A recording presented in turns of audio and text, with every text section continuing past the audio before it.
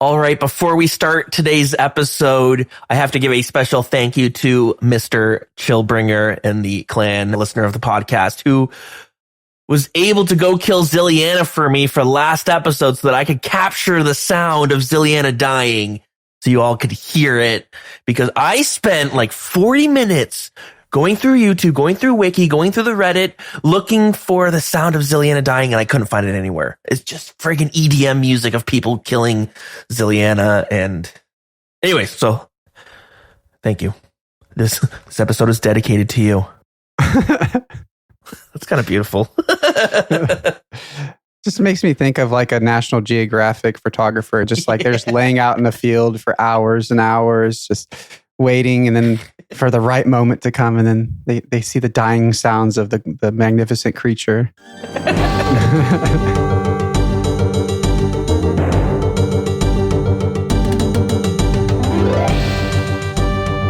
Welcome to episode 261 of the Wilderness Podcast. Dill's here with Trey as always. Hello. And this is part 3 of our Smasher Pass Bossing Edition.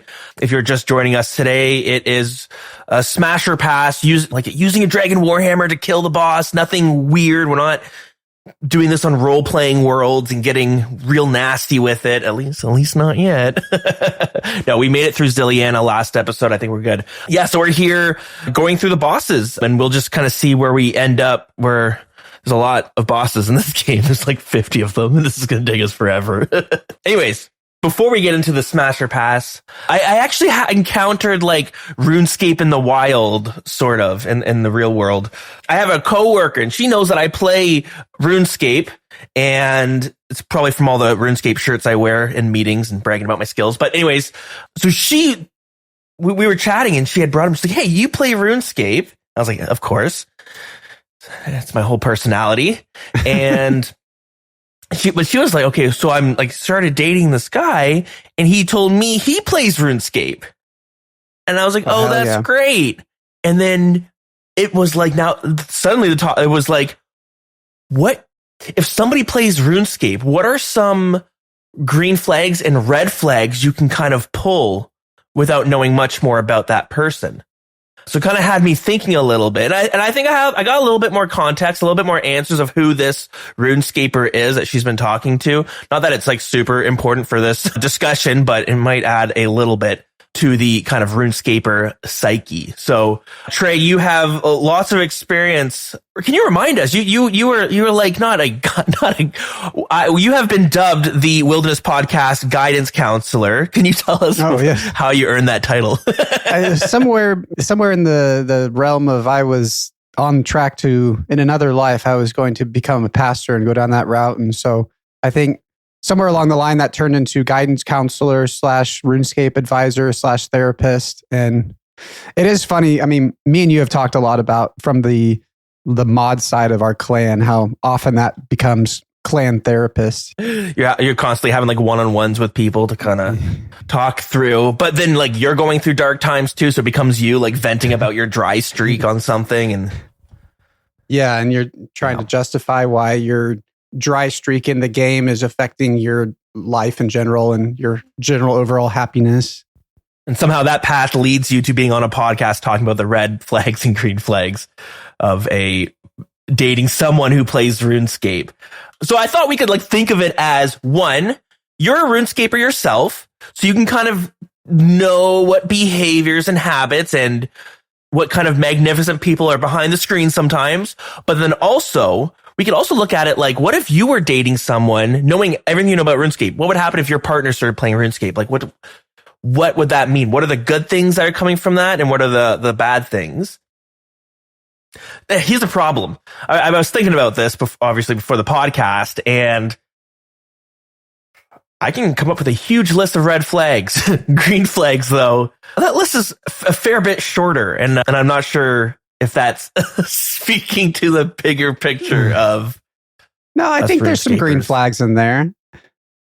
I think there's a certain type of personality that's attracted to RuneScape that is also a good partner.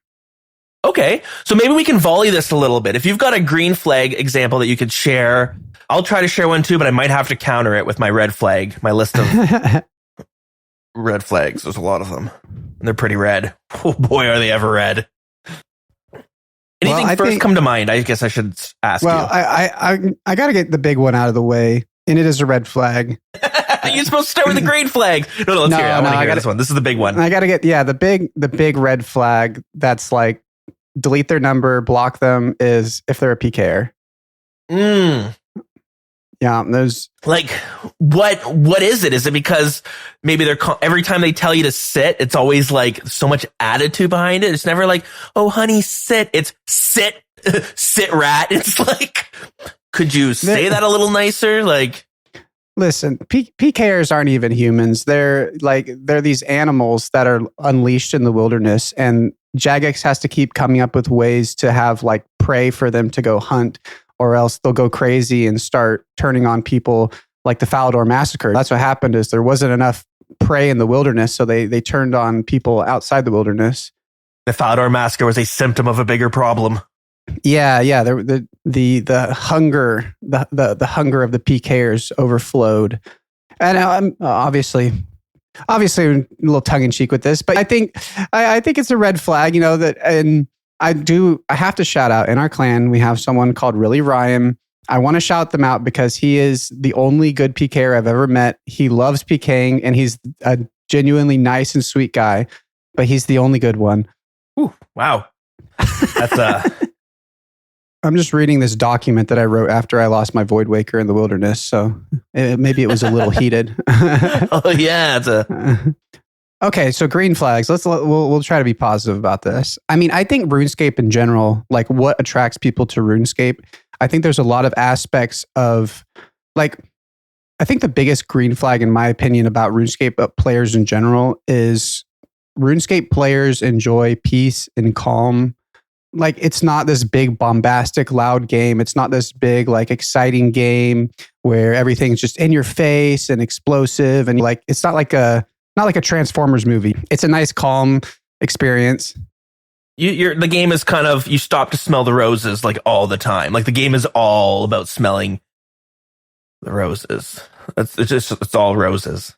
I think, me personally at least, that's a good feature in a partner, is someone who is just, they're calm, but they just kind of calmly put their nose to the grindstone. RuneScape players are people who are going to show up for work on time because they know it's time to put their hours in for a grind. They're gonna do their work and do it as efficiently as possible. RuneScape players, that's another green flag. They appreciate efficiency, and there's a lot of things in life that can be improved by people who appreciate efficiency. So I could see that being a good feature of a partner. That's good. Now, like, if I can counter that with a red flag, the first one that comes to mind is like the chances of your partner shitting in a bucket, like it skyrockets, I think, if they're a RuneScaper. Now, and I was actually thinking about this and trying to be a little bit funny at first, but then I'm like, no, it's actually true, because we know at least there have been some recorded cases of RuneScapers shitting in buckets. We know this. And just the fact that it has happened because of RuneScape, I think you go from like a 0.00001%, you're suddenly at like a 0.01%. What is a toilet but a glorified bucket? I mean, is shitting in a bucket really different than going to the toilet? It's true, and I think for me, I think the problem comes when you're like openly admitting it. Like, what's the big deal? It's definitely like a where there's smoke, there's fire thing, because so many people make jokes about shitting in buckets with this game that it has to have happened. Oh yeah, there's a dude who was trying to get the highest record for smithing experience in one day, and he mentioned like having to shit his pants or something because to stop would cause him to lose. Potentially not break the record. Funny enough, they still didn't even break the record. They came second place. So, they came in number 2. It sounds like it. Yes. So that's like a pretty big red flag that immediately comes to mind. Although, like, I like what you mentioned about some of like like the habits or like the type of people that just might stick with RuneScape, someone who takes things a little bit slower, and you're going to be committed. Like they're ones to commit to things typically, which is good. That person's going to be, that's a green flag. And I also think if you're a homebody, that's also great because I'll get TikToks of these a lot of some girl. It's like a woman being like, girls, like show me how you have a man that doesn't cheat on you. And then it shows a girl. It's like, this is my husband. And it shows him playing like RuneScape on voice chat with a bunch of people. It's like, this is where they are. They're at home on their computer. I get a lot of those. Yeah. I think that trend was always a little weird because it was like, the idea is, oh, he's such a kind and sweet soul. He likes Legos and RuneScape. And so he wouldn't cheat on you. But it also really came across sometimes as like, look at my husband. He's such a fucking loser. He could never get another woman besides me. Yeah, exactly. He's never going to do better. Yeah. Like I guess the question is like, what happens when RuneScape becomes like not even just like a green flag, but it becomes a desirable trait in someone? Can they still make those videos of like, look at how big of a loser this person is? Like, they're not going to find anyone like me. Anyways, getting off the rails a little bit there, and I think we covered a lot of them. Do you think there's any more that we're missing? As far as green flags? Yeah. I think that RuneScape has been around. Actually, I just saw, I'm sure a lot of people saw as well, that old school RuneScape has now been around for longer than normal RuneScape was before old school RuneScape started, if that makes sense. And so as far as green flag goes, I think RuneScape players have shown commitment and dedication to one thing for a long period of time, as opposed to just always jumping around to the newest and hottest thing. You know, it's very true. It's a personality trait. Like you find something you like and you stick with it. You're not always looking over like that meme of like looking over your shoulder at the other girl. That's true. And here's a big one, probably the greenest flags of them all. We're so like scam proof. We're not scam proof, obviously. People get scammed all the time, but I think we are, through experience, have encountered so many types of scams that like I can pinpoint a scam from a mile away that my wife is getting into, and she doesn't even realize it sometimes. All the time, I'll say. She 100% of the time doesn't realize when the scam's coming her way. And at first she might be thinking, oh, that's weird. It's like a Chinese Netflix. And it's telling me to sign up if I want some like free something, but something completely different. She may or may not try to sign up like 8 or 9 times. It keeps her, something goes wrong because it's not a real website, but she'll do it another 10 times just to make sure she didn't do something wrong. That happened once. She showed me the website and I was like, are you kidding me? Like, this is like the most obvious ripoff of Netflix, and it's like half in English. Like, why would, anyways. But I saw that coming from a mile away. She didn't play RuneScape. That's right. We've been born in the scam economy. Yeah. We can see it a mile away. Sure. Yeah, we know it. And there's like a lot of real world scams that were like, I've seen this, it happened in the Grand Exchange. Like, come on. Here's a small green flag, but RuneScape has mobile. So we can free ourselves up from the game to do some other things. We can play mobile riding in the car to go do some activity, or we can play mobile while watching a movie. And yeah, you're going to know we're not fully paying attention, but at least we're there. It's true. I think that's probably all the green flags I can think of. I mean, like I said, I think for me, the green flag is mostly just, it's a person who appreciates just a nice, calm, peaceful game. And in my mind, I mean, that's what I look for in a partner, is someone who just appreciates calmness. Yeah, it's like someone who prefers a nice vintage wine over crushing just a 6-pack of beer. RuneScape is like, it's aged so nicely over the years. Yeah. All right, so let's head on over. Let's do our Smasher Pass. We got a lot of bosses to get through, so let's go do that. So we got a lot to talk about. We're just slowly making our way through the list of bosses. We're going in order of release. So yeah, we ended with Scorpia last week, so we're going to be picking up from there. All right, so we're starting with, I guess what we're starting with are the Slayer bosses that they added back in 2014. They added a few of them, and they feel old. You're going to see why in a moment. And just a reminder, we have like a pros and cons list that we're going through, and they're very like subjective. They're very subjective. And like we kind of, the divider of like when a boss is smash or pass is like, it's all over the place. Like sometimes the aesthetic of a boss really sells it to me. Sometimes the boss fight sells me on it. Sometimes maybe the music or the loot, like it really depends. And so it's not, I guess everyone's going to have their own smash or pass, which is why we disagree on a lot of these ones. Not a lot, but some of them. I think that there's a lot of factors, and we're even leaning into trying to find even the most tangential factors with this. But in my opinion, the smash or pass is it's all of those factors, all the pros, the negatives. If it's 51% in favor, then it's a smash.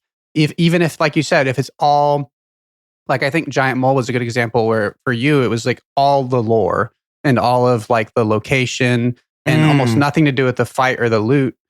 And that pushed it just to 51% for you. And it's extremely subjective. And we could just finish our list out and start the series over. We'd probably come up with different answers just depending on the day and our mood. And yeah, totally. Our experience with it. Yeah, for sure. Okay, so that's great. Let's start off. We're talking about the Kraken, which is the first Slayer boss that came out in 2014, but it was almost like, I was going to say bundled, but really there's only one other Slayer boss that came out with it. We'll talk about that afterwards, and you can really feel it. The Kraken itself doesn't even really feel like a boss, to be honest. Trey, can I put you on the spot? Do you want to break down what the fight is like? Yeah. So you go in, you get a private instance, you go in and there's a whirlpool. And the first thing you're going to do is you're going to click disturb whirlpool and you're going to start shooting at this whirlpool and your chat will start saying something. I can't remember exactly what it says, but it's like, this has no effect or something. And then you're going to remember, oh, I need my fishing explosives. So you telly out, you go buy fishing explosives and you come back. And this is after I have like 6,000 KC on my main and I still do this every time. So you telly out, you spend another 25K on a private instance, and then you use your fishing explosive on the whirlpool. And then you go mow your lawn, you go do some laundry because the Kraken will pop up and you'll just shoot it with magic and it'll die. And you don't have to have any other interaction with it. So I legitimately, it's like such a low key boss. I have so many memories of like Sundays doing my like chores for the week while on a Kraken task. It's a nice fight. The fact that it's a boss is a little bit weird because at first it looks like a boss. You're like, this is cool. This is interesting. What's it going to do? So as you mentioned, there's this big whirlpool. And at some point there's these 4 little whirlpools. And you mentioned the fishing explosive. It wasn't always a fishing explosive, but you had to shoot something into the whirlpool, which would disturb the Kraken. Kraken would jump up and then it would have the 4 other whirlpools you also had to disturb to get the tentacles up before you could do damage to it. So originally you would use your blowpipe or magic shortbow or something and shoot every single little whirlpool once. These tentacles spawn. Now with the fishing explosive, you just throw the fishing explosive and it explodes and they all pop up at once. But like, you don't even really need to talk too much about it because now all that happens is the Kraken and the 4 tentacles are going to shoot magic attacks at you. And you could kill the tentacles if you wanted, but there's no point. Just you kill the Kraken boss, it dies, the tentacles die with it. And the damage is it barely hits you. So like you don't even need to worry about the tentacles. I don't know if at some point they wanted you to kill them, but it looks like a boss fight. Doesn't feel like a boss fight though when you're actually doing it. But yeah, it's kind of what you mentioned. It's super AFK. It's super chill. The loot is not the worst. You can stay there for like your whole task too. The uniques you get from it, you get the Trident of the Seas, which is kind of cool. The very first powered staff. So originally magic, you could only really cast spells by using the spell book, finding a magic spell you want to use and having the runes to cast it. You could have staffs that would allow you to auto cast them, but essentially that's how magic worked. But then they came out with these powered staffs, and we have the Trident of the Seas being the first one, where you charge it with runes. And I think for this staff itself, you need a GP or something. And it gives you casts. And then you shoot. It has like an auto attack that it shoots a magic spell, which is really cool. So it's like the first one. But since then, we've seen a bunch of new ones that we have in the game. So it's pretty iconic for the fact that it is like the first staff. But I think a lot of us, when we think of the Trident of the Seas, we think of the upgraded version, which is Trident of the Swamps, I think it's called, because it's like just much stronger. But that's an upgrade that comes from Zulrah, not from Kraken itself. And then the other unique is the Kraken Tentacle, which you use on your Abyssal Whip, and it turns it into the Tentacle Whip. And the last thing I'm going to mention is it requires 87 Slayer to kill it. So even though it might not feel like a boss fight mechanics wise, it's got like the stat requirements that are, it's pretty high. It's a pretty, you're not getting to this boss until you're pretty deep into the game. What do you think of the boss? Like, is there anything that stands out to you as like things you think are cool or annoying or dumb? Or I love fun? the Kraken. It's actually one of my favorites. So it's funny. Yesterday, and this wasn't even like, this was completely coincidental. But yesterday, me and my wife watched Pirates of the Caribbean 2, which is where the whole release the Kraken kind of meme came from. And the Kraken is a huge part of that movie. And it's such this like threatening presence and such a cool, like, it's so cool. And I think that's one of the biggest things that people have been, when people are talking about sailing, the idea of like a Kraken attacking you is just so ingrained in people's minds and something that's super exciting that could come from sailing, which is funny because we have a Kraken. It is a cave Kraken, so I could definitely see them making a sea Kraken or whatever they want to do with that. Mm-hmm. But for the Kraken that we have, I really like it. Especially when I was on my main with a Sanguinesti staff, that just completely undoes any of the chip damage that you're taking. The Kraken attacks with typeless damage, so you can't pray against it. So all you can do is, I believe it rolls against your magic defense. So you wear something like Carol's. Basically, I guess if anybody's wondering, the strategy for the gear of the boss is you use magic. Any piece of gear you have that has a magic damage percentage you wear, and any gear slot that you don't have magic damage percentage items for, you want magic defense. Yeah. So usually it's a Colt, and then you have like Carol's on. I think I started wearing Missouri when I had more money. But anyways, so this is kind of another one of those prep bosses like I've been talking about, where if you wear the right gear, the boss itself is pretty much nothing. And this might be the best example of that because, yeah, you get the right gear. If you have a Sanguinesti staff that heals you, then you really don't need to do anything. But even if you don't, you take a Trident there, you get a Slayer task for like 180 of them, and you get a privately rented instance, because the reason why that's so helpful is that the Kraken will drop 5 sharks at a time. Or is it 10? I think it's just 5. 5. In a privately rented instance, that will never despawn. So I had trips where I had like 30 sharks on the ground, and then like every kill you eat like 1 shark just to top yourself off from the chip damage. And yeah, like you were saying, you can do your entire task there.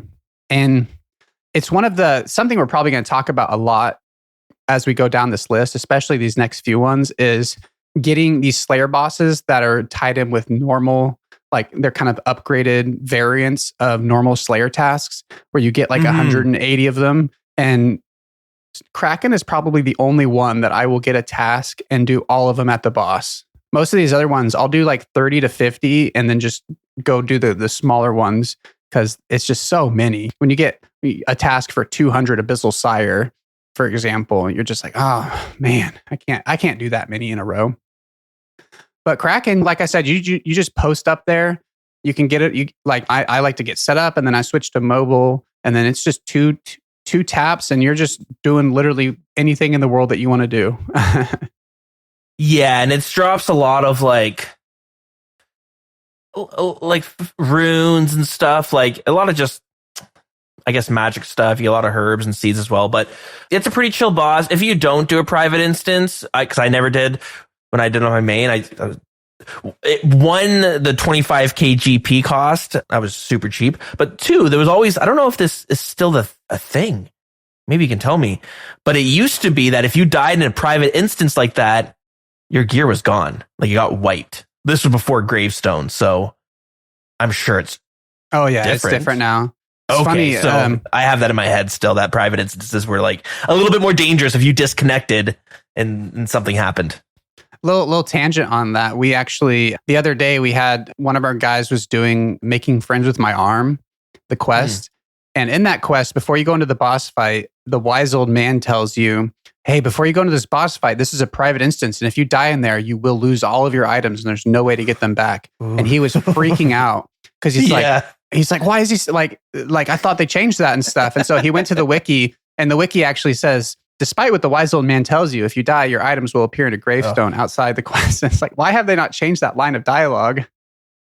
Yeah, that's funny. Yeah, there's a lot of quests that really, you had to be a little, I remember dying during Monkey Madness 2 and losing some gear. It wasn't a lot, so not a big deal, but a little, I guess, a little bit of history, I guess, with the cave Kraken or the Kraken. It's called, this also kind of bothers me, but I think it makes sense. The Kraken is the boss. Cave Kraken is the non-boss. So yeah, I feel like the Cave Kraken feels more like the boss because typically in this game you have like, here's this, and if here's a Black Dragon, but it's the King Black Dragon. Like you add on to make the. I get where it makes sense though, because these are Cave Krakens, maybe the Kraken, like he's the Kraken, whereas the Cave Krakens it's a genre of animal. What do you call it? Species? What if, okay, hear me out. What if so it's the Kraken, but he's in a cave, but he's not a Cave Kraken, because what if underneath like that little pool he's in, there's a lot more tentacles and a lot more power, but he can't rise to his full power because he's in this cave. But maybe that underneath all of that water goes underneath out into the ocean. And if he can escape from there, he will be fully unleashed in sailing to be like this top tier boss that can unleash his full power. Or like imagine the Kraken that we kill is like a pimple on the real Kraken. Like that's all it is. Like it's just a small little thing. It's just, you see like the full Kraken attacks you and it's just this little thing sticking off the side of him is this like really like badly rendered old school graphic version of the one that we've come to kill. This is a quick little, you mentioned sailing. So everyone's thinking about sailing these days. I hope they do have one. I think Krakens are awesome, but I hope they have in Dungeons and Dragons. I forget what they're called. They're like these turtles and they're so big that like their shells can become islands that people live on. Do you know what I'm talking about? The dragon turtle. Yeah. Not the dragon turtle. I think it's Zaratan is what comes up. I don't remember that as. I guess so. Maybe it's the Zaratan. I got to find my monster manual because I have a little sticky there because I've always wanted to run something where it's involved. No, the dragon turtle is huge though. It attacks boats and stuff. But I think the Zaratan, or what I'm thinking of, is like so big that they don't really move around too much. Or at least they don't go underwater, because I don't know how that makes sense if even people living on the shell. I just always thought that idea was kind of cool.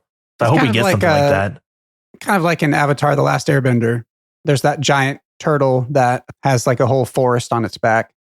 Oh, cool. Okay, yeah, something like that. That's really cool. So this is our episode. This is our third episode in a row, and just another ping that we need to do an episode about D&D because we keep bringing it up. We're gonna pepper it in. Going back to the Kraken, though, some cool history to it. When it being released, having the first like powered staff and stuff, I don't remember exactly where the mindset was at, but it was definitely an era where they were just, RuneScape was very private servery. It felt like it was a private server. The devs did a lot of things that were out of convenience, but looked awful and was awful for the health of the game. So originally the lair that the Kraken was at was in Neve's cave. So if you go to the Gnome Stronghold right now, Neve is a Slayer Master. She's outside of her cave. If you go in there, there's a few different rooms of like monsters you can kill. But originally, Neve's cave was literally just like, it had so many rooms that you could like, it was multi-combat. You could place a cannon, lots of safe spots, but it had every single Slayer task monster in that cave. So the cave Kraken was in there. Sorry. And the boss Kraken was in there. Had every Slayer monster, even monsters that could just potentially have a Slayer task, like greater demons. And then even the next boss we're going to talk about was also in that same cave. So it was really like, it was pretty rough. It was pretty, like, it really, it's been updated since then, but it looked pretty bad. And it was really, the reason was Jagex just wanted people to level up their Slayer like really fast, I guess. Cause again, this is 2014. So it's been a year since OSRS was out. A lot of people were having a hard time like coming to the realization that they have to replay the game. They have to start all over again. Trey, did you ever have that feeling when you went to play this game? Like, oh man, I can't just transfer my old account over here. I got to start from scratch. Like, nah, man, I maxed my main and started an iron and I'm going to max this. So I don't mind starting over again. Fair enough. I like the grind, but I get it. And I mean, I did on my main. I think the biggest offender there is the Nightmare Zone. That was basically like the bypass all combat training and get yourself up to the levels. And side note, I think we've gotten past that point as a community, and I think we're good for that content to be removed from the game, but we don't have to go there. It's definitely a relic of its time. And even so this is something I really don't like about the Cave Kraken. Oh my God, I kind of went right off my note. I didn't even use my notes. Okay, let me see my pros. My pros are it's AFK and the uniques are cool. My cons are, it's not even really a boss, is it? Like, I don't know.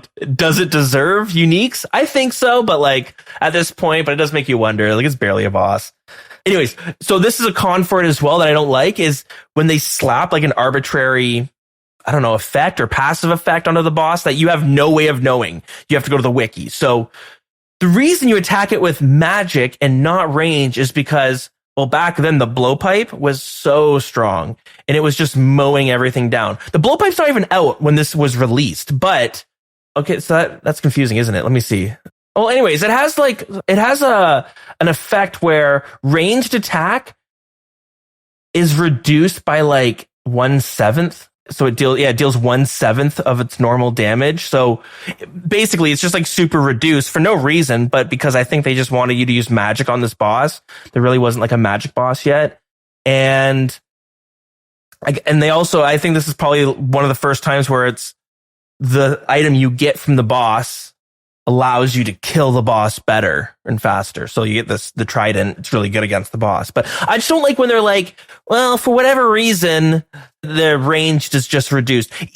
But that's the thing. Like I care a lot about the flavor of the game, and they could easily have you, when you shoot it with an arrow, you could be like the scales of the Kraken and don't allow the arrow to penetrate. Like you could just have something there and I'll be like, that makes sense. But when it's like, it feels like you're just slapping something into the code. I don't know. And maybe it does say that. Honestly, I don't even remember. No, I definitely, I 100% agree. I think that the RuneScape wiki is like so good. And I've heard people say it's like the best of any like MMO wiki out there. But I think that that's almost spoiled the dev team to where they know that people are going to look at the wiki and they don't feel like they have to clarify some of these things. But yeah. I think there's a lot of stuff in game that could so easily, like, there's been a big thing on Reddit recently of people saying that there should be a different hit splat for zeros. On your character. There should be a hit splat if it's a 0 that was protected by your protection prayer, and then 1 if it's not, so that it will help people know the difference between, like, for prayer flicking and stuff, if they're actually doing it right. And I think there's a lot of stuff in game, like you're saying, where it would be so nice. Man, there's one I'm thinking of that.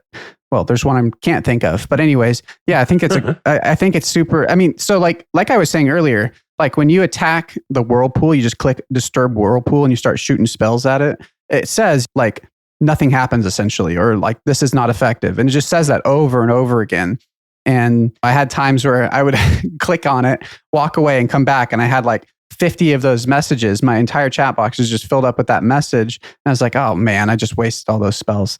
But it's nice. It's nice that the game is like giving you that feedback that this is not working. And so And so a good example would be like Phantom Muspa.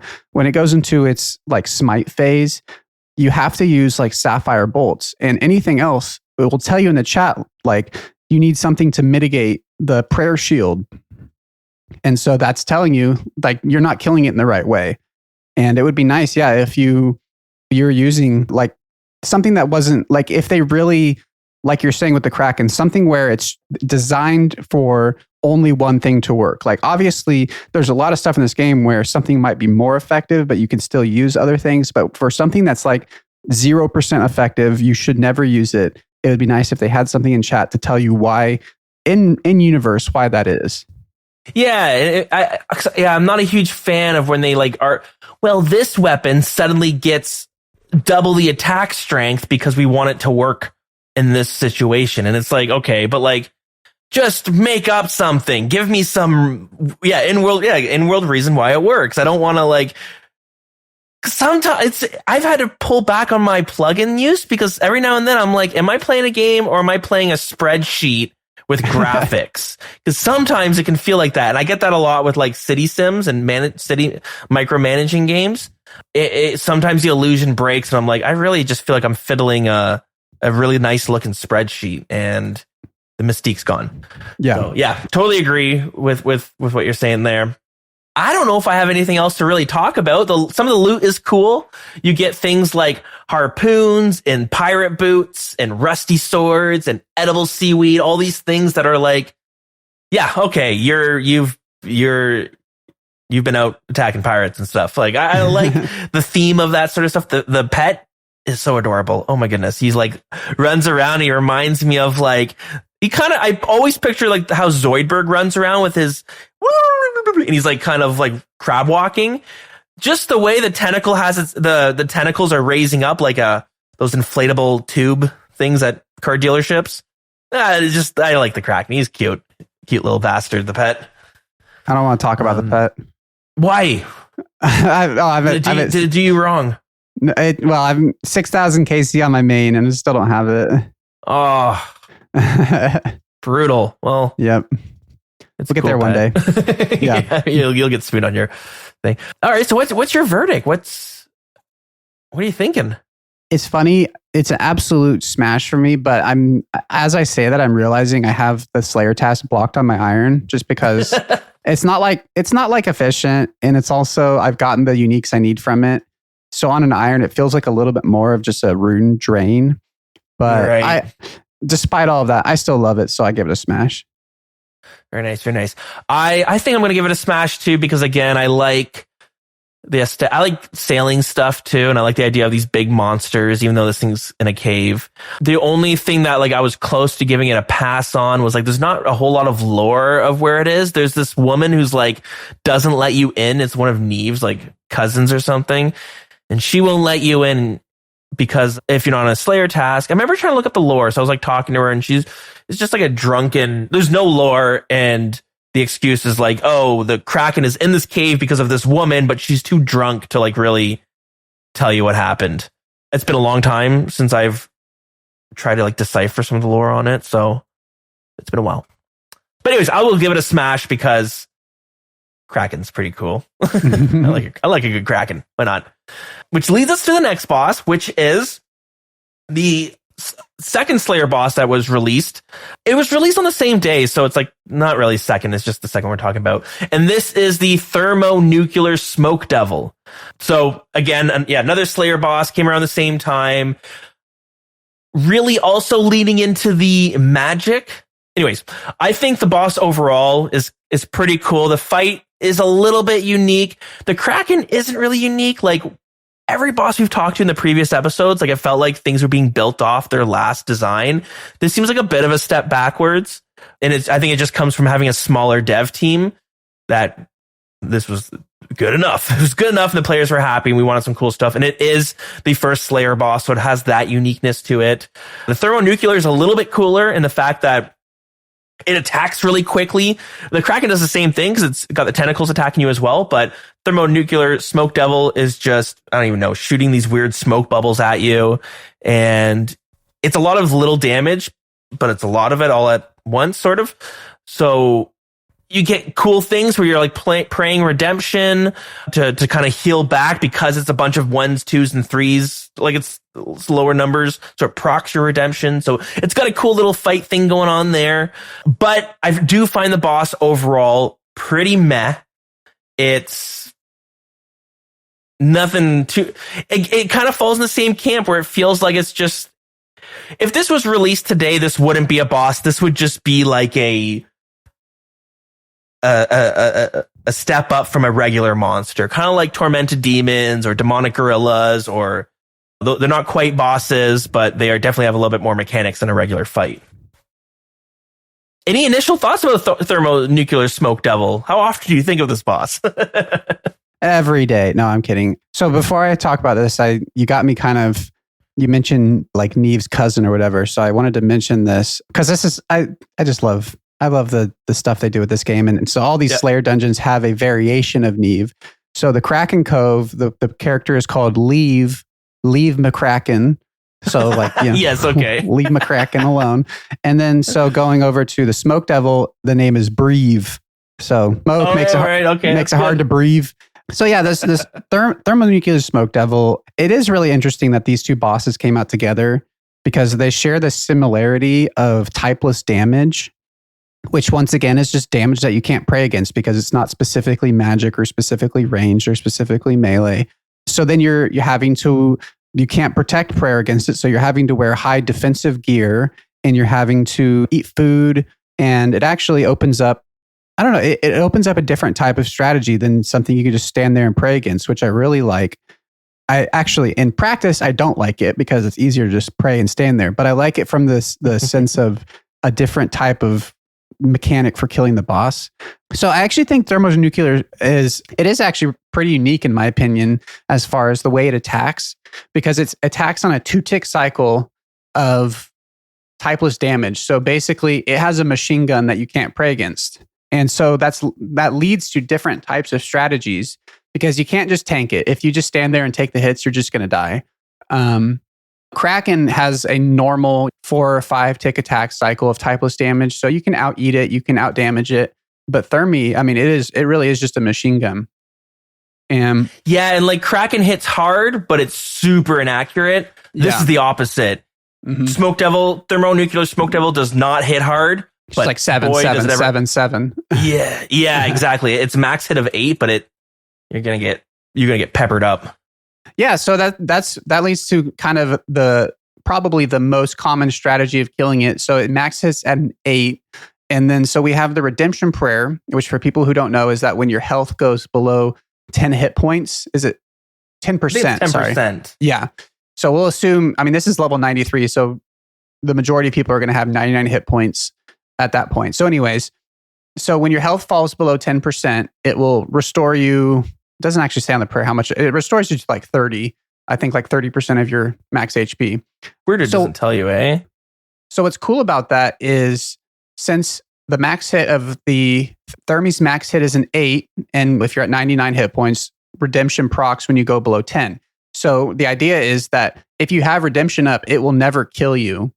Can never like one-shot you. So it opens up these strategies where you have an entire inventory of prayer potions, because when redemption procs, it also drains your prayer to 0. So you go in there, you get down to 10 hit points, your redemption procs, you drink 1 dose of prayer potion, you get redemption right back up.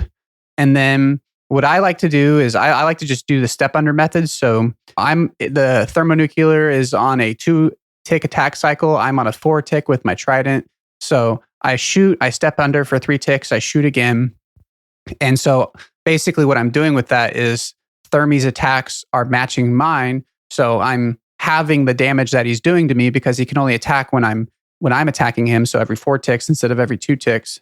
But there's a lot of other methods. Like there's a freeze method. There's even a method where people will run in there with dragon claws and just keep telling back to their house and running in and dumping all their specs. It's actually a combat achievement to do it that way. Oh, cool. Yeah, it was very popular when I was doing it a lot on my main. But yeah, and then there's like if you have your staff on long range, you can just freeze and stand out of range and attack it.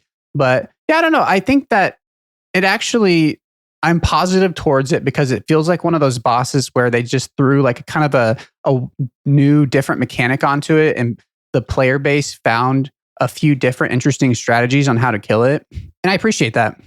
That's why I don't always like when they have an arbitrary restriction where, oh, your range just doesn't do enough, because it kind of takes away the creativity that people can do. And then you have the Smoke Devil doesn't have any of that. And as you mentioned, there's the range, not the range. There's the mage way of doing it. There's a melee way there's a multiple melee ways of doing it. You can stay the whole fight, or you can stay a whole trip, or you can teleport each time. Yeah, I like that sort of stuff. It's cool. And then similarly, when this boss came out, I already mentioned it. It was in this like stupid Neve's cave thing. Now it's in its own space. Same with the Kraken. They kind of spread them out. They're in nicer locations, which is cool. And what I always like too, it got a graphic overhaul at some point in 2018. So it looks cooler, but they let the pet, and they can transmog it back and forth between the old design and the new design.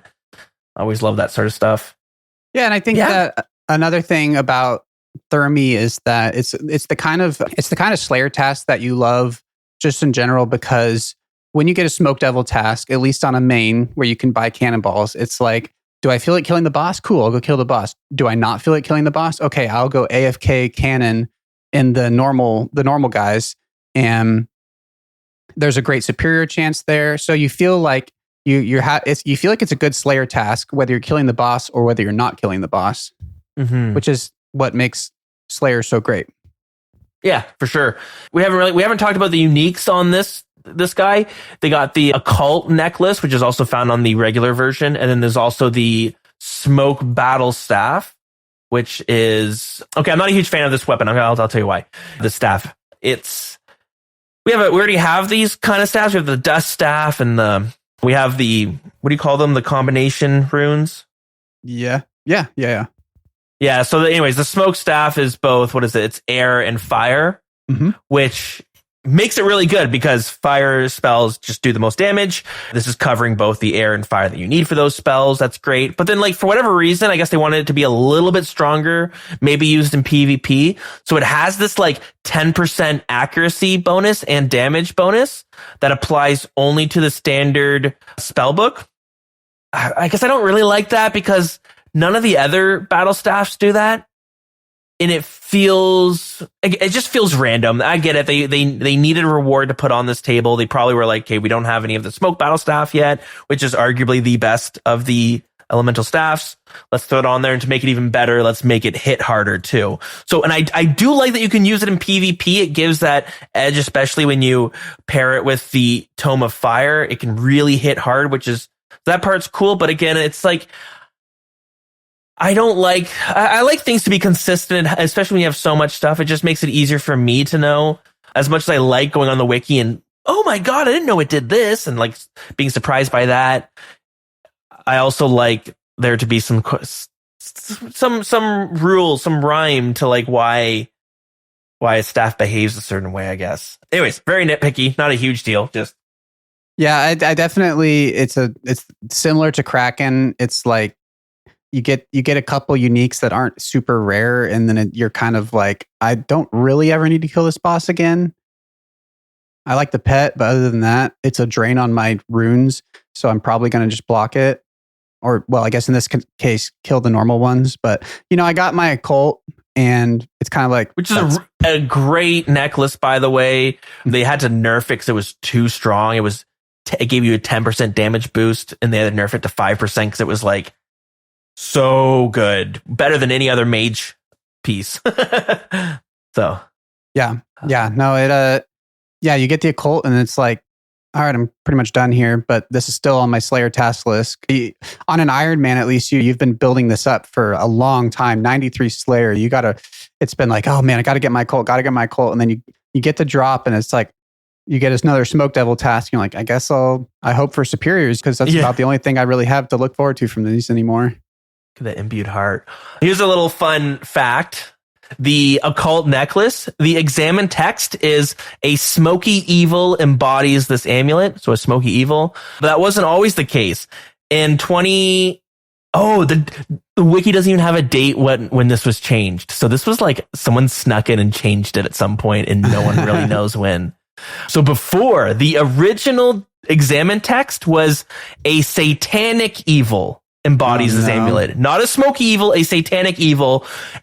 With that old text, it was the only direct mention of Satan or Judeo-Christian religion in RuneScape. Oh, wow. Look at that. Someone's snuck. It's interesting where you could just like definitely just done because they're trying to come up with something cool and evil and satanic sounds pretty evil. And then it turns out it's like, wait, so are you confirming that like is people know about Jesus and stuff? Okay, so anything else, or what do you think of the boss? Are you gonna smash it? I'll give it a pass. The running theme of this series is how I don't even think about if I'm going to smash or pass until the second you ask me. I don't know. I think I really, this is a 51% thing. I think I'm going to go smash, but it's close. Like it is. For whatever reason, once it I do like the flow of the boss fight, specifically on my main with the Sang staff to offset a lot of that healing. But I don't know. It feels different from most anything else in this game. So by that, I'll go smash just based on that. It's tough with both these bosses. I think I might like them, but it's hard because at the back of my head, I'm like, I want to pass because these don't really fit how bosses are these days for the most part. But the Smoke Devil definitely has a stronger case than Kraken, in my opinion. So I think I'll pass. Or no, I'll smash. Okay. Let the record show. I am keeping track of all this, by the way. So at the end of this, we'll go back through and see how many smashes and passes we both had. Yeah. We'll see. Do we like the bosses in this game, or do we not? Oh, you passed on everything. Why do you play this game? Okay, and now the next boss. This is kind of a weird one because it's similar to God Wars in the sense that it was released in like RuneScape, old RuneScape, and then it re-released in old school RuneScape. So the next boss is the Corporeal Beast, released in old school RuneScape October 2014. And it's another weird boss because again, it doesn't necessarily feel like we're building off what they've like the boss designs, because it's like a weird. I'm trying to see when it was. I'll pull it after when it was released in RuneScape 3. But yeah, it's a super weird boss. It feels dated to me. What's your gut reaction of the Corporeal Beast, Corp, as we call it? So I'm kind of surprised to see it come up this late in the list because it feels like a boss that came a lot earlier. It feels like so I do have the original date, which is 2008, but okay, 2008. So, but as we know, like this game was backed up, like pulled from 2007, old school RuneScape. So, and then they just kind of cut and pasted most of Corporeal Beast from RuneScape 3 in 2008 to old school in 2014, I think is what I said. Okay. I don't really like Corp, and it's a very weird boss, and I could see it being like a really interesting, different type of fight. But the problem is that I don't know, it's a very strange boss. Where it is super strange. It's got so much health and so much defense that you like have to spec it down. And I do think it's actually really interesting to do solo, where if you have all the items you need, like the idea of like, all right, I need 4 Dragon Warhammers, like 10 Arclight specs, and then like 200 damage worth of BGS specs, and then I can just attack it. But the problem with that is that leads to a like 10-minute kill, and the drops there are very, very rare. And that's me explaining how to solo it, because you can only solo it on an iron. Yeah, it's this weird boss because it's like an end game boss, but because it came out when it did, it has like the rules. It's like it's an outlier when you look at the end game bosses and the difficult bosses we have this game, because Corp is up there with the hardest stuff. But the loot and everything works not how the loot works these days from these new bosses. Yeah, I like to talk about some of the, like, we have some RuneScape boomers in the clan, as I call them. They're some old school guys, like especially like the Iron Men who have been here.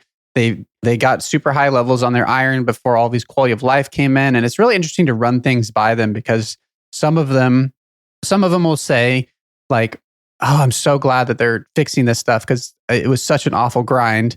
And then there's obviously the people who I call the boomers are the ones who are like, it's just too easy nowadays, kids these days, kind of a thing. But I actually brought that up to one of those guys a couple days ago. I just mentioned like, hey, so like, as my boomer consultant for RuneScape, like, what do you think about?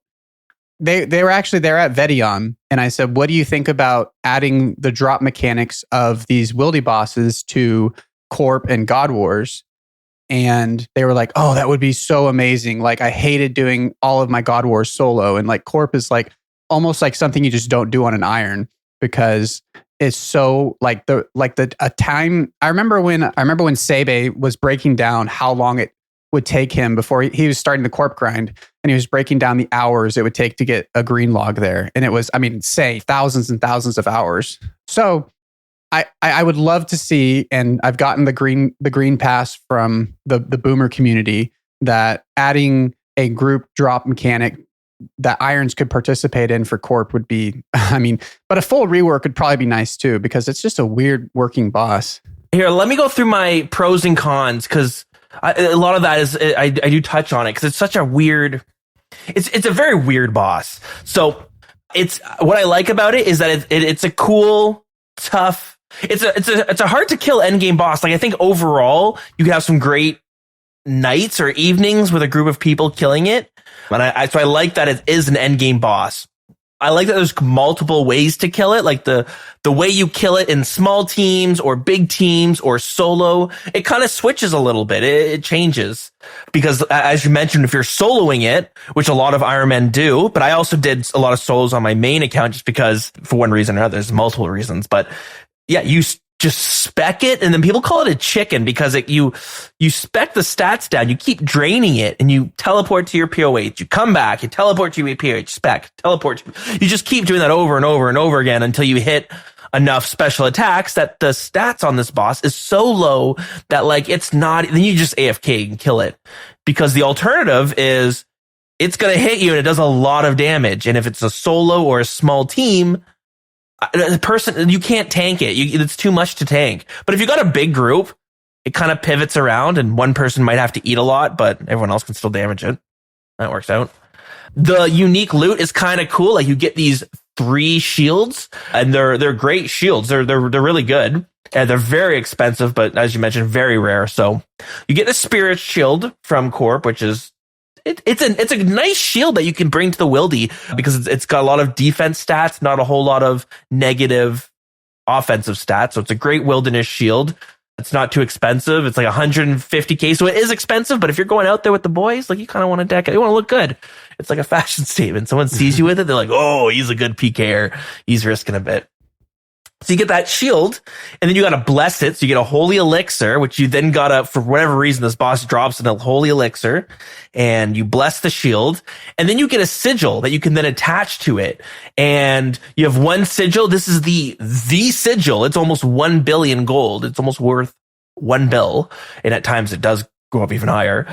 But this, it's called the Elysian, the Ellie. And what it does as a passive effect that, where it mitigates a bunch of damage. So I'm not going to get into it. It has a whole bunch of these math things, but it like reduces 25% of the damage you take, which is huge. Like, it just does that without taking in the account of any of its stats. It's just going to do a flat 25 reduction.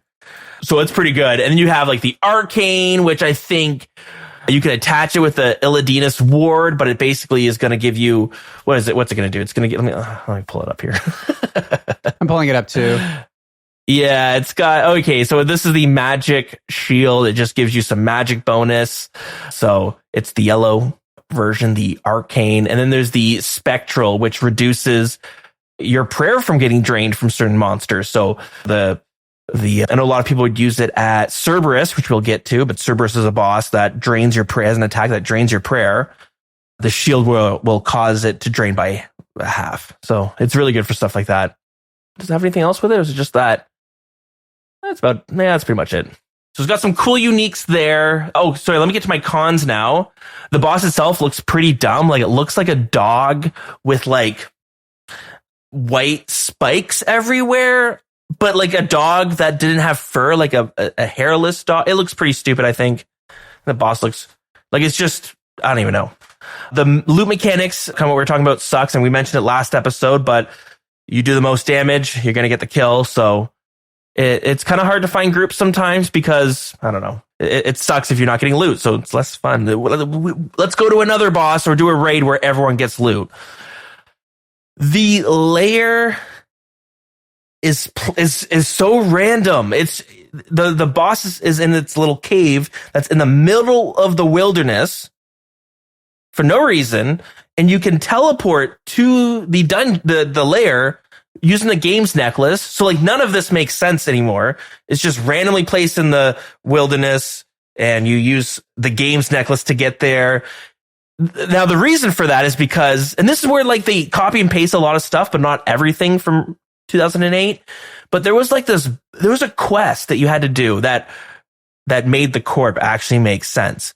It was like this, I can't remember. I'm going to get this all wrong. I'm trying to remember. It's been a while. I've never even done the quest. I just read about it. But Corp was like in the spirit realm, and then the quest ends up like pulling it from the spirit realm. So you're facing this like this beast that's supposed to be in another realm, but it ended up appearing here. And it's in its lair, which at the time there was no wilderness anymore, or there was no PvP areas anymore in RuneScape when this first came out. So they just had this like crater that the boss was in, and you could do that. It made sense. But yeah, then there was like a bounty hunter crater, which is why the games necklace teleports there, because the bounty hunter crater that when it eventually came into the game was like a games thing. Anyways, makes no sense. And if you are a main, you got to deal with the crashers. Fucking suck. Oh my god, they are so annoying. They're the worst.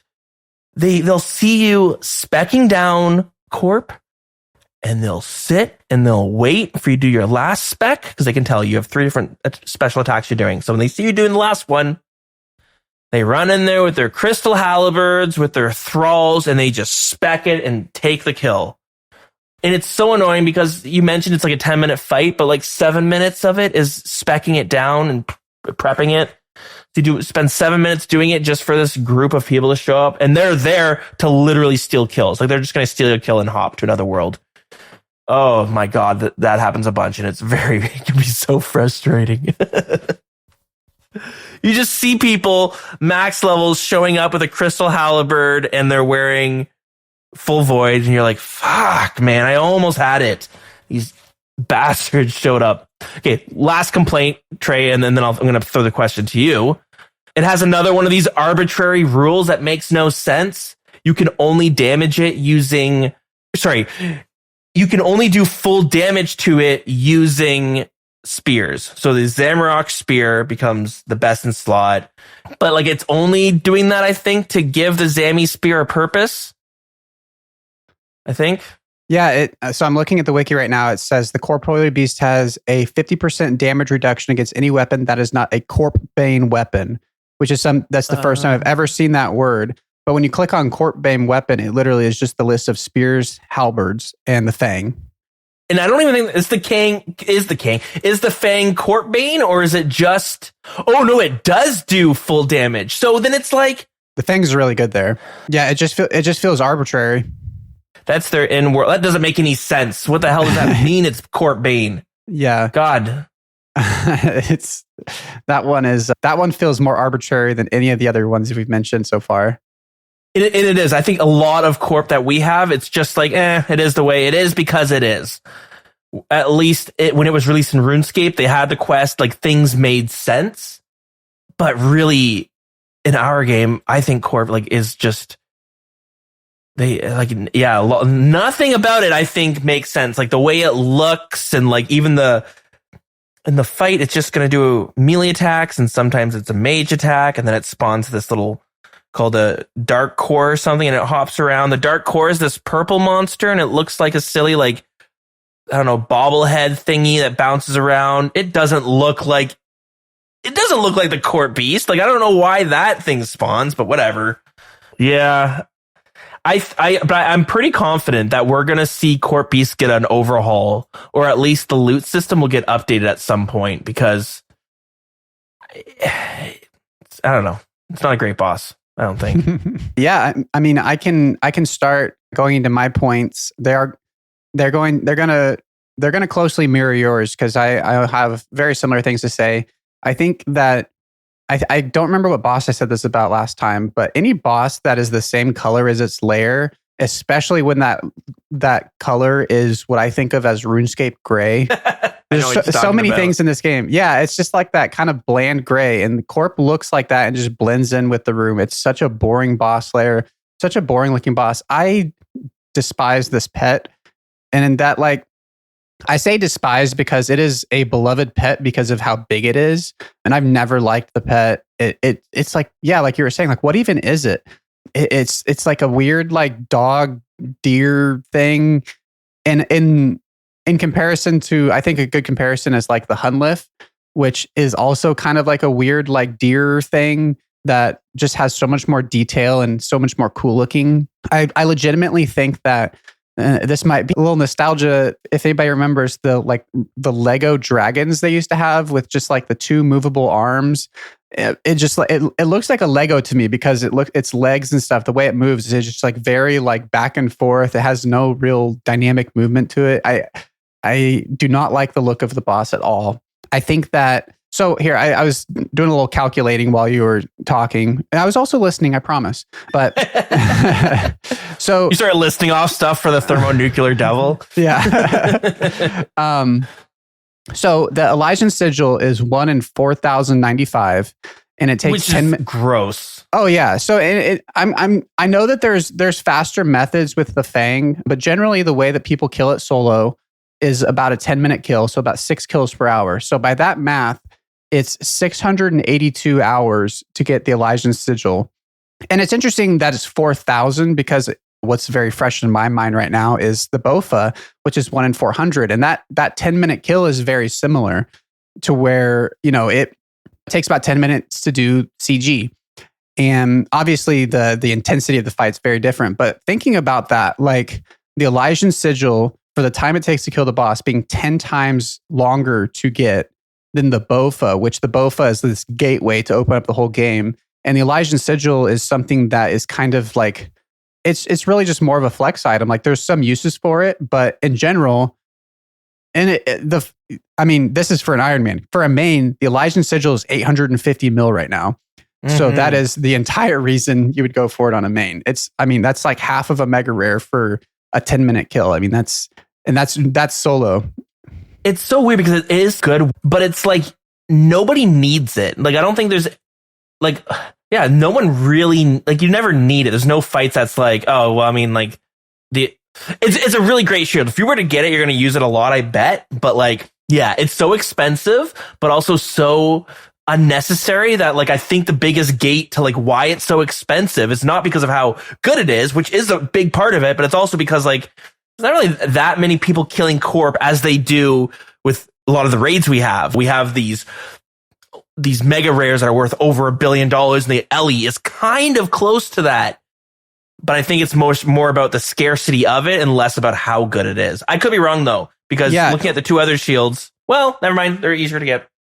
So there's that. I don't know what I'm talking about.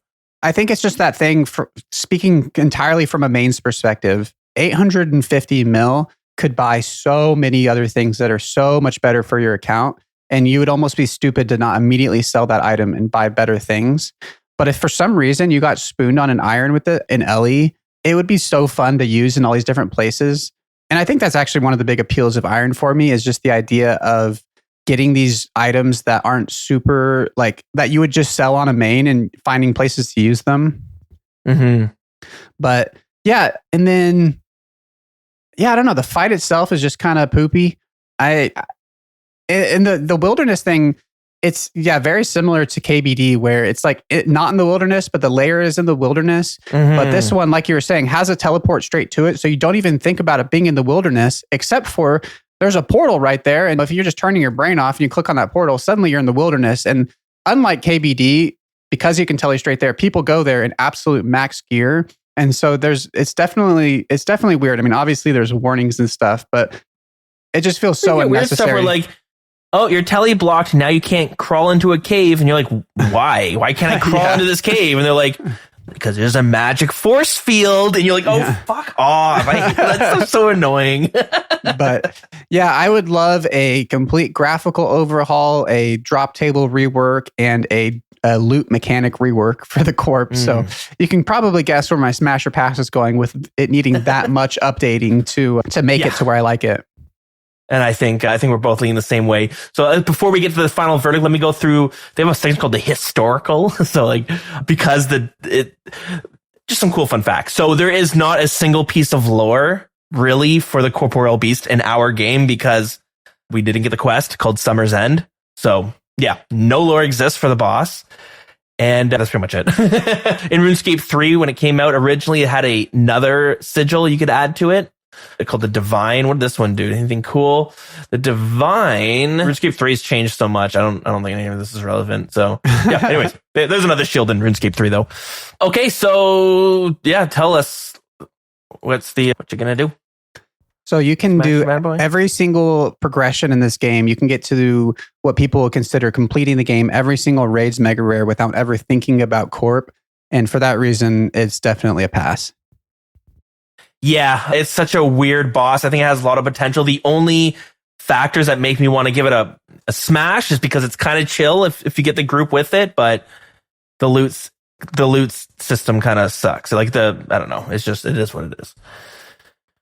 Okay, now moving on. I think this next boss marks the new era. There's something going on with Jagex and they're starting to get it when it comes to bosses. I really feel. So the next boss is Zulrah, or Trey, what do you call it? The Ra. You just... I threw that out the other day. Yeah, I'm going to go kill the Ra. That's what the cool kids are calling it. On? Yeah. So this came out just a few months after Corp. So January 8th, 2015. Here are my pros.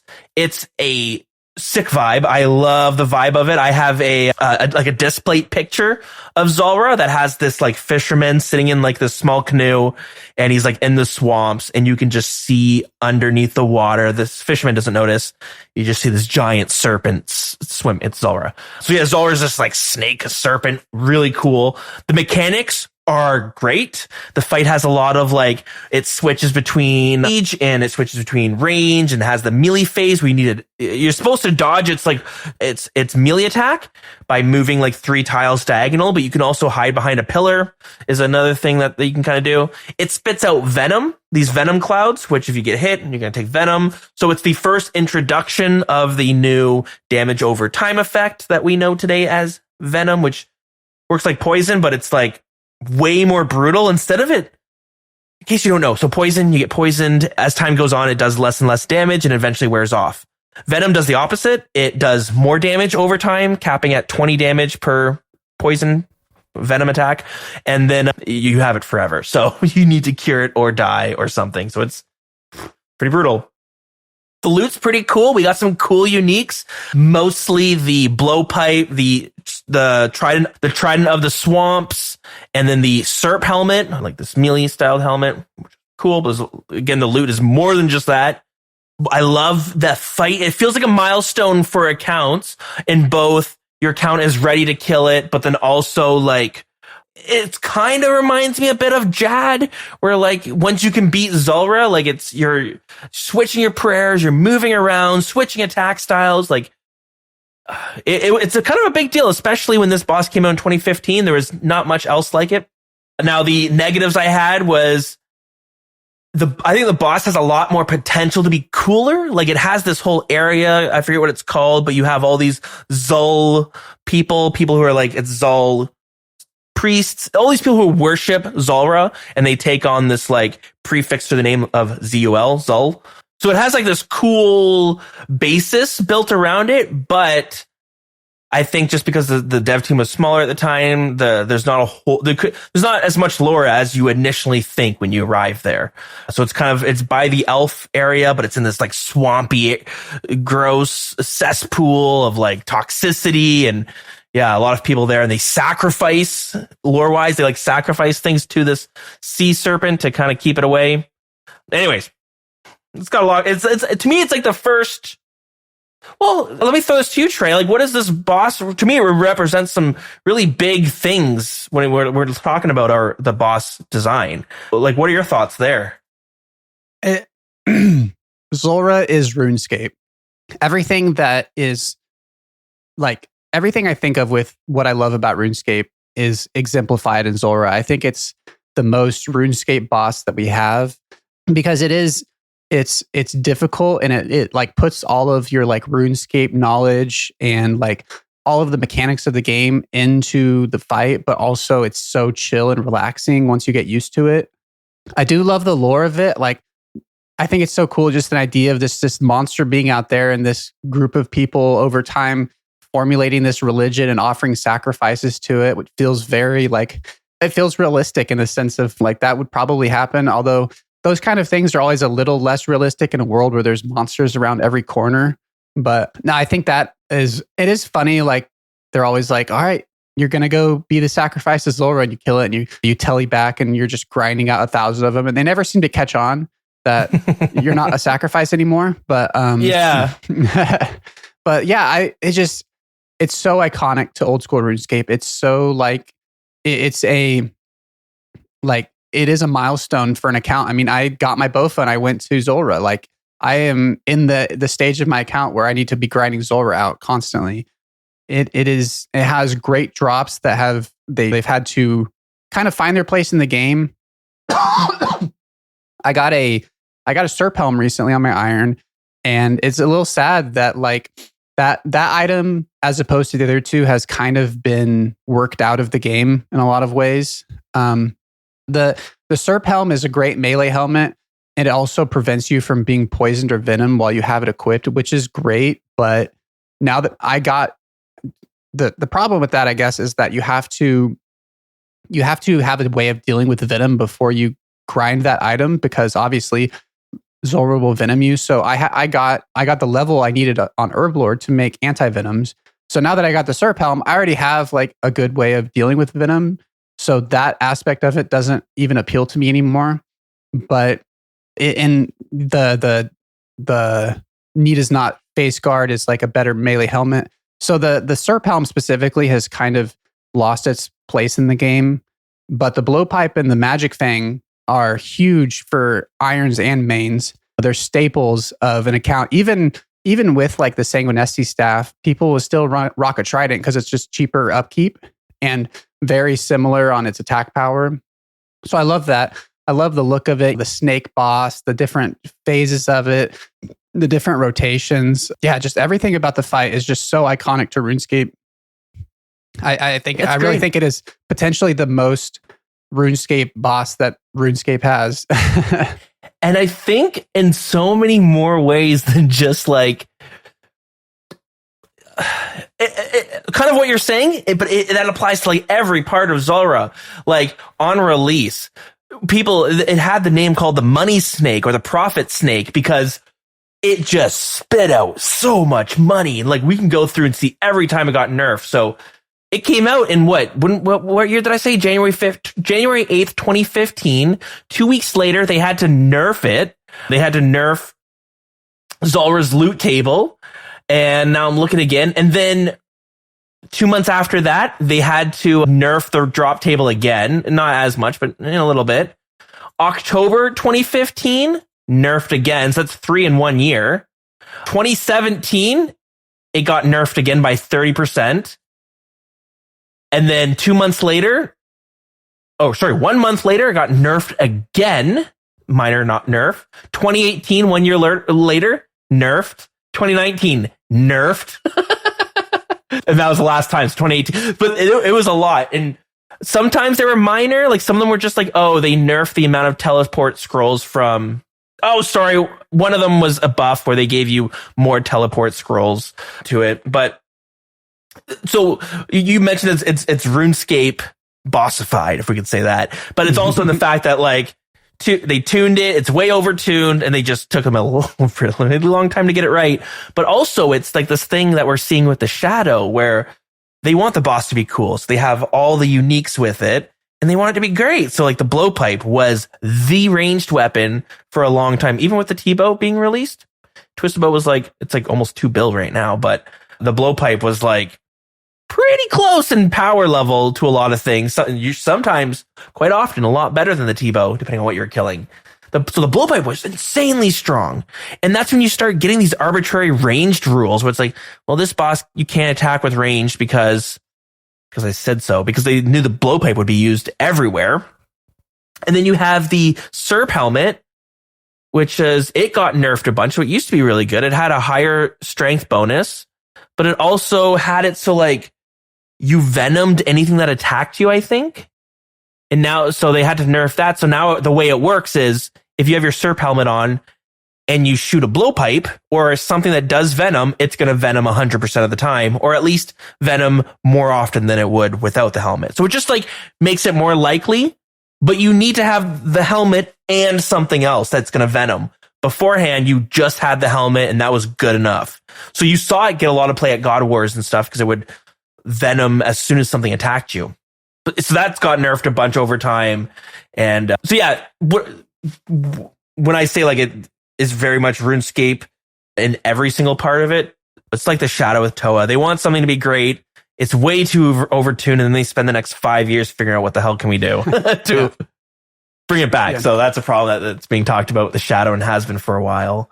And then, so the other thing I want to talk about was Zulrah. So this is the reason, I mean, Zulrah is maybe the most of the reason why I wanted to do these bosses in chronological order, because this is a huge milestone for the mentality of Jagex, and this is a big turning point in the game for a lot of different reasons. Number one, this is the beginning of the end of skilling. You're right. Yeah. Zulrah set a precedent that has gone forward through most bosses they've released, which is it is more efficient to PVM for skilling than it is to skill for skilling. If I could just jump in real quick, part of the reason was there's a huge botting problem, and they were constantly trying to figure out, like, the bots were just skilling everywhere. They were trying to figure out, like, how do we get, nobody wants to skill anymore. It's clear. And all the bots are the ones skilling. So let's ruin this moneymaker for bots by putting it elsewhere. So Nightmare Zone was another one where you saw all of these things get added to the Nightmare Zone table, like red spider eggs and potato cactus, and it was to combat bots. And then Zulrah was similar, so you would get a lot of like raw sharks. So kind of saying what you're saying, but part of the reason was also they're trying to figure out what the hell to do with all these bots coming into the game, and so they just flooded these tables with botted items. Yeah. Okay, so we talked about the Zulrah unique. So I'm looking at the Zulrah normal drop table. And so it is more efficient to kill Zulrah for seeds than to get seeds from, well, I don't even think farming contracts were around back then. So it would have been more efficient to farm Zulrah for seeds than to get seeds from other means. Zulrah drops huge amounts of herbs. So your herb lore, your farming. Then we have the resource drops, dragon bones for prayer, coal for smithing, adamant bars for smithing, yew logs, flax, pure essence. These are all things that are huge for like skilling. And if once again, let's say you're killing 1,000 Zulrah to get the uniques you want from there, you're going to be getting, I can look next time I go to a bank. Here, let me pull up my loot tab. So I've killed, let me find Zulrah here. I was just killing it recently. I've killed,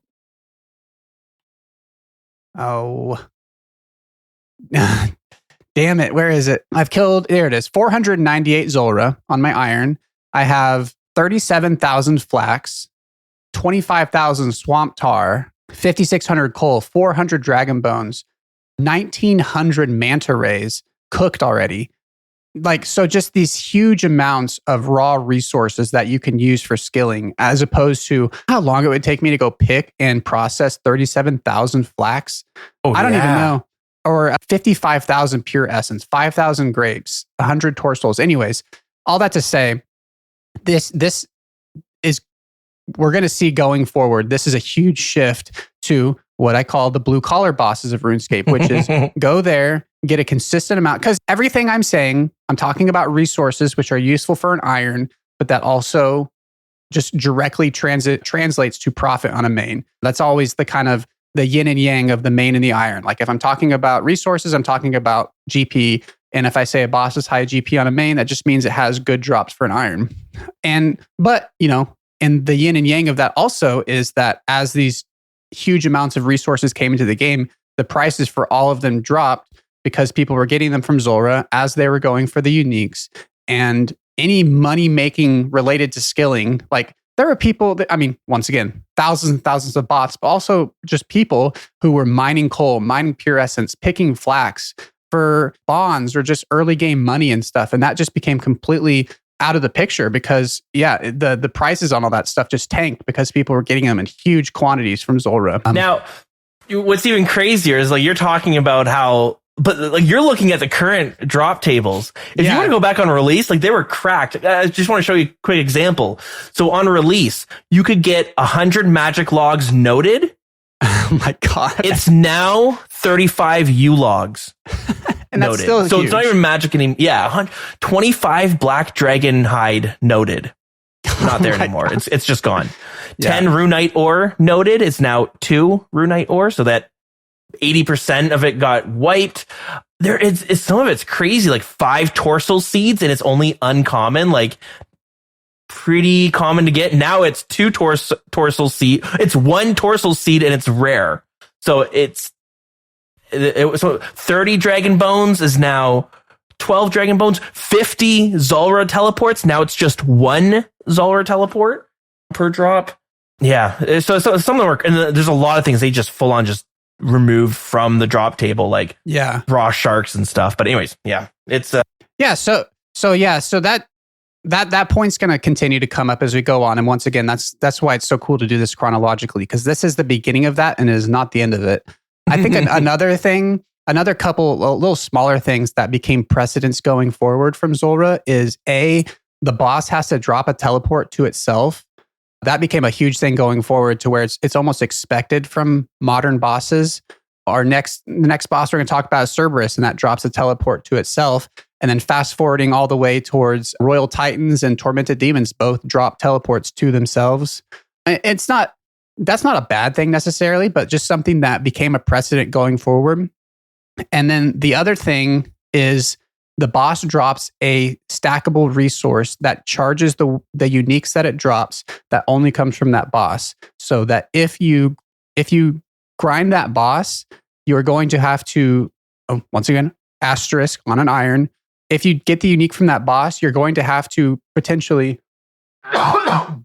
you'll potentially have to go back there after you've gotten the uniques just to upkeep that item, which is interesting and something we see from a lot of bosses going forward as well. Yeah, it's quite cool. There's a lot of things that like really worked, and they just works. Like don't change it. So yeah, a lot of and it's funny too. There's a little island that has a telescope. They really that if you look at the telescope, you can watch someone kill Zulrah. They really thought people were gonna like want to see. You can do this with Tob, and you can do this with like other end game stuff. But I don't know, Zulrah. People just have watch parties or something. But yeah, well, it's important to remember when Zulrah came out, it was in-game bossing content, whereas now it's like considered the gateway to the mid-game. Yeah. Mm-hmm. Yeah, that's true. Yeah, so it's a pretty cool fight overall. You're using your range and there's so many different ways to kill it. Yeah, I don't think I have anything else more to talk about. Trey, do you want to give your verdict? Yeah. So I think because the second half of my talk was all about how the things that were potentially ruin the entirety of the game as a result of it sounded very negative, but this is an absolute smash. This is one of the potentially the most iconic old school boss.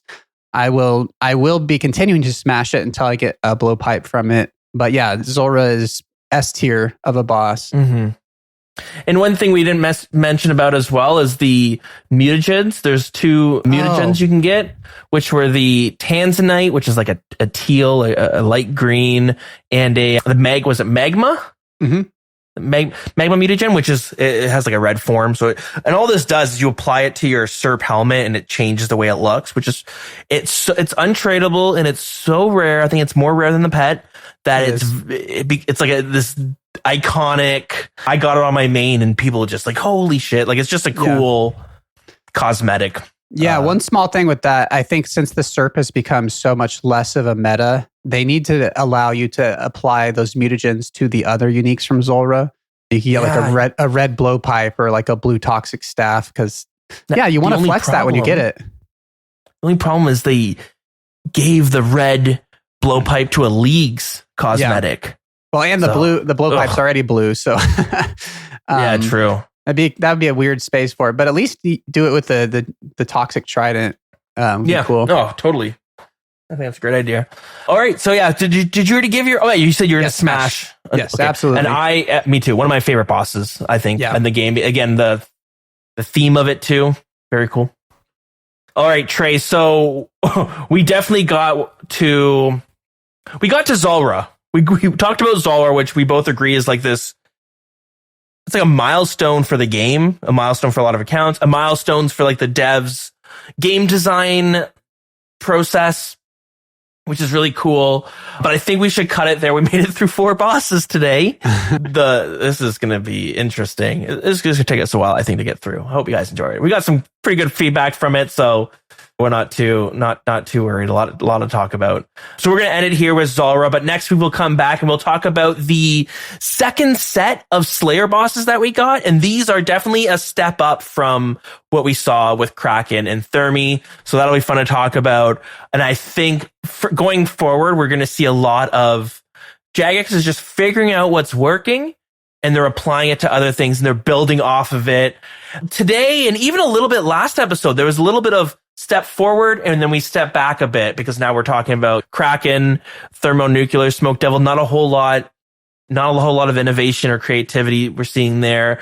Corp, copy and paste from whatever, and they didn't even copy all the interesting parts, just some of it. But Zulrah was where a breath of fresh air for us, I think. We'll let's end it there. It's a good stopping point. And let's take a quick break and then we will be right back. All right, we're taking a quick break and heading on over to the Grand Exchange. Guys, if you want to support the show, you can head on over to patreon.com/TheWildernessPodcast. Of course, thank you to our top tier supporters, Splemo, Flarch, Sasquatch, and Yofi. Ferret, thank you so much for all of your support. We greatly appreciate it. But of course, Patreon isn't the only way you can support us. You can also head on over to our Discord server, which is discord.gg/wilderness. It's wilderness. Don't use the old one. And we have that unique URL because of all the lovely people who boost our server. So thank you very much to Gator Dick, Coda, Myzix, Omens Bad, and Ted's, aka Shep Malone. Thank you guys so much for all of the support. All right, let's close this bad boy out. Okay, Trey, we are back from our break. From my understanding, did you have some comments you wanted to shout out from people who left from previous episodes? Yeah. I mentioned last time that I did not realize that Spotify had a commenting feature, and we've had some comments, and I'm very thankful that people are commenting. So I wanted to read on some of them.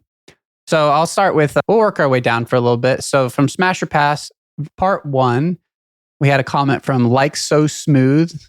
Fantastic idea for an episode. As a newer player of 2 years, most of these bosses have always just been there to me. So walking through them chronologically and noting the advancements is super cool. And evaluating them holistically, I think is what they meant to say. In terms of loot, getting there and usefulness for mains and irons, fight enjoyment, and everything else is great. I realize as I read this comment that a lot of these are just going to sound like we're patting ourselves on the back. But I do want to shout out people for commenting. So thank you, Like So Smooth, for commenting on that. The feedback's great too. Like sometimes we try things, I don't know how it goes, or maybe I'm like, this is so cool. And then it's like every now and then, have you seen the Always Sunny in Philadelphia episode where they start their own podcast? No. Well, they're constantly like talking about something like, so they're just like I don't even know what they're talking about, some topic, but then they just keep going like, guys, this is great radio. This is great radio. And they're like kind of patting themselves on the back. But I remember it just makes that's like it's been a worry of mine, is like, this is great. This is such great radio. And then people are like, what the heck am I listening to? Obviously exaggerated a bit, but here's a couple interesting comments. So from our episode all about efficiency with Z-Space and Winter, someone named Cody said, you don't have to have a BOFA for an Ironman. Look at my account, all me, no help. Not a single CG to show. Everyone, you can get to it in-game without it. So that was an episode where I was fully like lamenting the not having the BOFA. And of course I have it now. So I did not follow this person's advice, but definitely, I mean, it sounds like someone who has devoted their account to proving that you don't have to have CG, and an inspiration for probably someone like Dills, because you have also devoted your account to never going to CG, it would seem. Yeah, that'd be awesome. I think that's what I'm going to try. Yeah, I'm looking them up. No CG. No CG. What are 999 Kraken kills? Did they have any of like, what's their like raids, KC or like Inferno, anything like that? Let's see.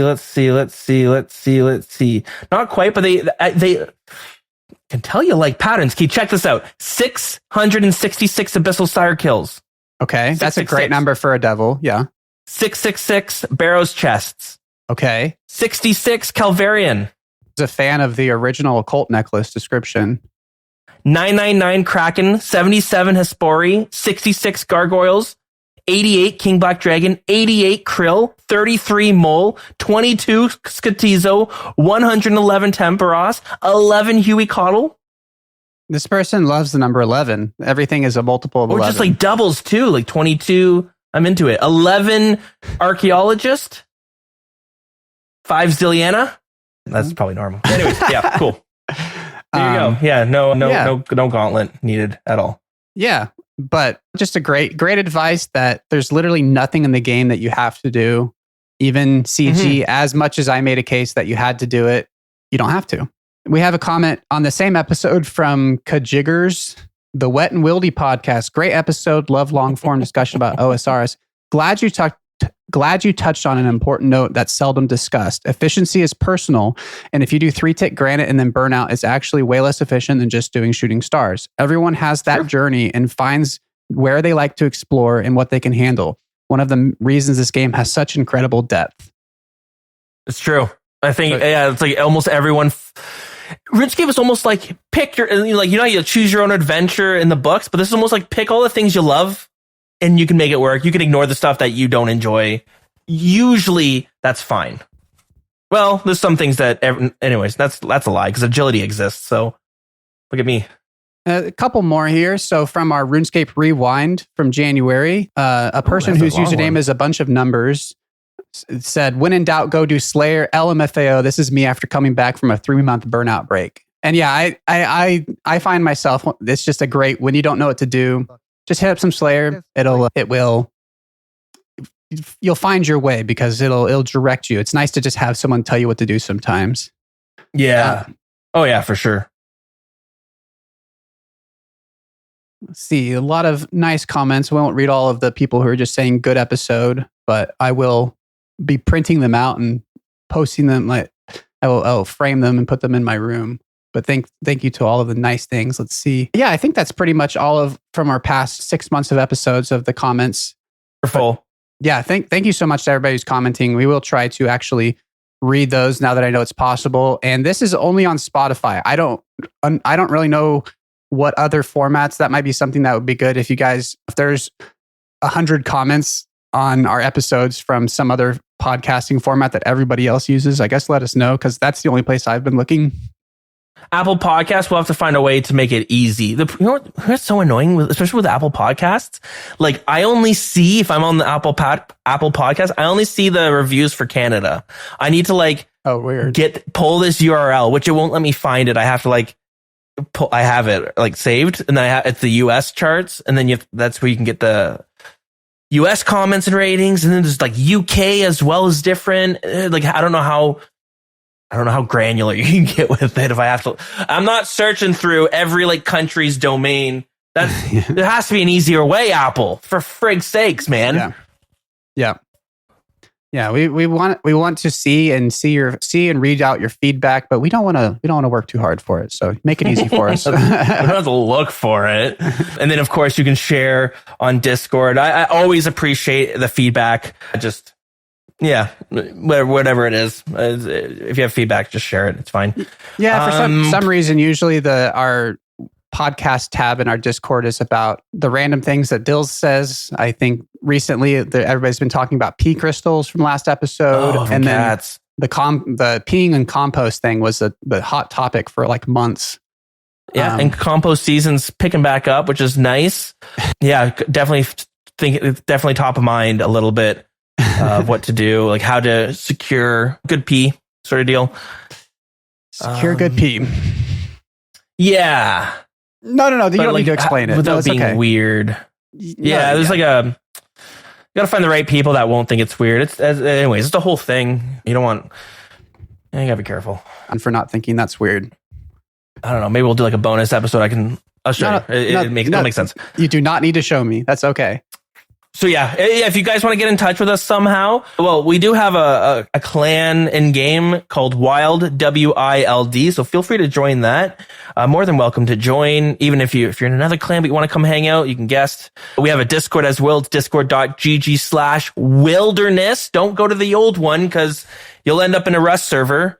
And they're friggin' weird over there. I'll tell you that right now. I'm in that server. I've talked to some of them because I want to get I want to get our old URL back, but my God, are they ever weird? What's up with these Rust players? And we're getting this new we're going to talk about this later, but Dragon Wilds, this survival RuneScape game. We better not start getting those weirdos over here. People are normal in RuneScape. Minus the whole bucket shitting thing. Anyways, it's just a quirk. So yeah, discord.gg/wilderness. We have an email, TheWildernessPodcast@gmail.com. And SpeakPipe. If you want to call in and leave a message, we'll play it on air. SpeakPipe. There's a link in the description. Just click that. I'm not going to say the URL because it's kind of long. So just click it in the link. You can record yourself a little message and send it over to us. That's always fun. And it doesn't have to be for this episode. You can reference like 10 episodes ago. If we said something, just try to remind us what it was because I'm very forgetful these days. Gosh, I think that's pretty much it. Trey, anything else before we get on out of here? No, thank you for joining us for part 3 of 25 of our bossing Smasher Pass. We're gonna get through it. It was the worst, not the worst part, but this is good or bad depending on how much you like these episodes. The bosses only get like more fun to talk about, I think, as we go on. Yeah, there's a lot fewer of the like the deranged archaeologist where it's like, this boss is boring and lame. Skip.